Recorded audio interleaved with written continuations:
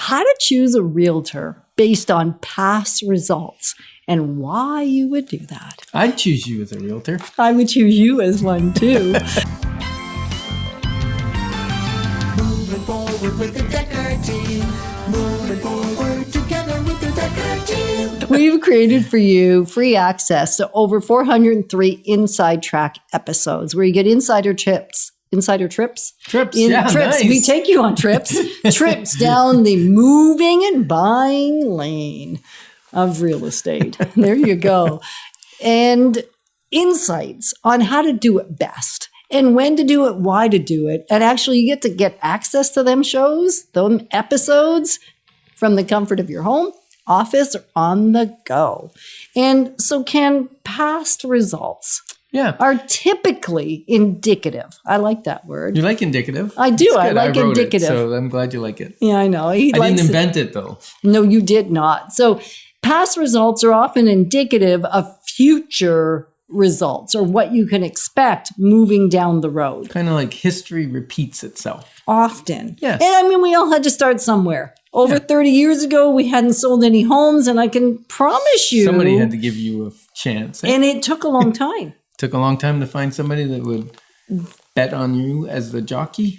That knew me. That knew you. Those that didn't know me, I had enough confidence, whether it was warranted confidence or not, that may be a different story. And yet I had enough confidence that those that I didn't know were comfortable in me serving them and helping them. And they didn't have our interview questions, so they didn't ask me any of them questions, which was probably a really good thing. So if you want access to our questions, you know what to do. Just send us an email at together@deckerteam.com, interview questions, and we will provide those. We talked about that in episode part 1. So what would be important is to know what someone has done previously, because it probably is an indication of what they're able to do in the future. Absolutely. And markets shift up and down. And around. And sometimes they move slowly. Until they move quickly. Right. And when you're experienced at watching markets shift, I've been right lately. You've been right. Well, actually, you've been late. Most of the time. Lately, lately, for decades. Yes. And usually it's because the indicators start. When you know what to look for, the indicators will start 6 months before the shift happens. Yep. And we're saying shift. Shift in the real estate market is such a real moving target. As we talk about what has happened, it gives us an indication of what will happen with a few little nuances that we weren't anticipating. Yep. Right? Such as the previous COVID-19, that whole experience, that was new. And yet elements of it could be found in previous history to help us figure out how to navigate it. Exactly. So one of the things we look for in history, in our questions that we give to you as a buyer or seller. And the answers we provide. We give you the answers for us, the Decker team, so you have something to judge by. Because if we gave you questions like this, you wouldn't know whether a question like, for instance, what's your list to sale percentage? If they told you it was 99%, you might think that was phenomenal. Right. Right? And it might be phenomenal in a market where houses are taking longer to sell. Right. Because ours has been for years 99.6, 99.4, even when the market wasn't great. Right. When everyone else when the average was down in the 96, 95.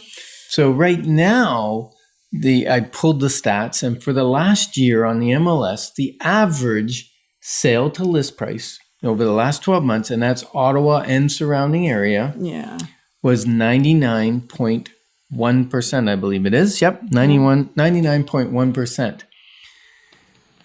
And then you say, okay, so that's the average realtor. So there'll be some that have a poorer average and some that have a higher average. Now, if you were selling your house, Yetta. Yes, and I have. And I use the Decker team, by the way. I did. That's probably a good thing. That's a really good thing. If you were hiring a realtor is it important to know what percentage of asking price they typically get? Well, it is, because it gives an idea of how they're going to represent me. Right.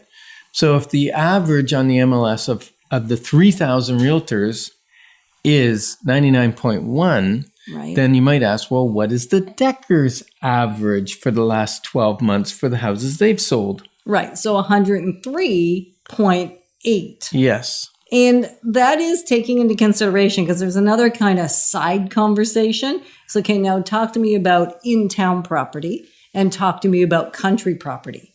Because if we remove the country from that conversation It'd be and only higher. looked at city, it would be significantly Yes. higher. So if you're talking to But a the realtor, 99.1 is two, is both. except if you're talking to another realtor and you're interviewing and you're saying, what's your average? And theirs is 99.1 and all they do is city, that's really bad. that's really bad. Like really bad, because that takes into consideration a house in Bishop Mills. That takes into consideration a house in Castleman. That takes into consideration the 99.1 in outlying areas. Iroquois and Prescott and And Princeton. places that aren't necessarily affected as vigorously as the shortage of housing in Ottawa at the moment. Nor does it tend to go up as exponentially, nor does there tend to be the same number of multiple offers. Right. So now, what's interesting and what I say to my clients is, so now we see there's a difference of 99.1 to 103.8. So what is that? 4.7, I think, something like that? 5%. Can we call it 5? No, we'll call it 4.7. Thank you very much. Okay. You might want to join me on my camp and call it 5. And some of you might Right. want to join Ken and call it 4.7. So let's put an example out there. Let's say you as a listener have a house that's value should be about 500,000. Okay? If you're getting 99.1% of it, you're going to get 495,500. If the Decker team got their average on it and got you 103.8, you would get 519,000. So that is, what is that? That's about $24,000. Okay, I'd call it 25. Okay, 25,000. We're doing quick estimation math. That's a lot of money. Yeah, And- I'd rather it in your pocket than in the pocket of the buyer if I'm representing you as the seller. And it's interesting because when we flip this, and this is an interview conversation, if we're talking to the buyer, our buyers we work with actually do better on average than what the people in the industry are having their buyers pay. So Yes. it flips. flips, which is kind of interesting. Yeah, it comes down to strong negotiating. And using the strategies and the techniques that are marketing. available to us based on having a little bit of experience. A little bit. Little 31 bit. years of a little bit of experience. Well, and combined as a team, we're at about 75 years, and it really does work collectively. that makes it sound really ancient. Yeah. We are. And cumulative because we actually brainstorm and support each other. As we're supporting you, you're not just getting one. We didn't really talk about that, but that is part of something you would want to think about when you're interviewing. Am I relying only on one person's expertise and knowledge? Or am I able to rely on a greater team that are synergistically working together? Right. So thanks for growing with us alongside the Decker team. We're passionate about helping families build wealth, thrive in their lives, and really enjoy their home. Moving forward with the Decker team. Moving forward together with the Decker team.